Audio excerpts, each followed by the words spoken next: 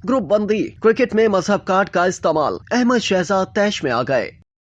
साबिक पाकिस्तानी क्रिकेटर अहमद शहजाद ने क्रिकेट में मजहब कार्ड इस्तेमाल करके खराब कारकर्दगी छुपाने पर बरहमी का इजहार किया है। हालिया T20 वर्ल्ड कप के पहले ही राउंड से बाहर होने वाली पाकिस्तान क्रिकेट टीम के खिलाड़ी मोहम्मद रिजवान ने चंद रोज कबल एक प्रेस कॉन्फ्रेंस में कहा था कि हर इंसान दो चीजों का सफीर है। वो पहले इस्लाम का सफीर है, अगर वो मुसलमान है तो वो शख्स दुनिया में कहीं भी जाए तो उसके लिए पाकिस्तान माने रखता है। दूसरा, वो सफीर है पाकिस्तान का। जब उससे नीचे बात आती है तो इसके लिए माने नहीं रखता कि मैं किस सूबे से हूँ, वो पाकिस्तान की नुमाइंदगी करता है। मोहम्मद रिजवान के इस बयान पर क्रिकेट शायकीन की जानिब से शदीद तनकीद की जा रही है और क्रिकेट में मजहब के इस्तेमाल का इल्जाम आयद किया जा रहा है। अहमद शहजाद ने एक्स पर अपनी ताज़ा पोस्ट में कहा कि ये वाकई मायूस कुन है कि कुछ खिलाड़ी गैर जरूरी प्रेस कॉन्फ्रेंस करके और मजहब का कार्ड खेलकर वर्ल्ड कप में अपनी खराब कारकर्दगी को छुपा रहे हैं। जब वो अपनी फिटनेस के बारे में झूठ बोलते हैं और जब वो तस्लीम करते हैं कि वो मैदान में अदाकारी कर रहे थे तो मजहब कहा जाता है। उन्होंने सवाल किया कि क्या मजहब आपको दूसरों को धोखा देना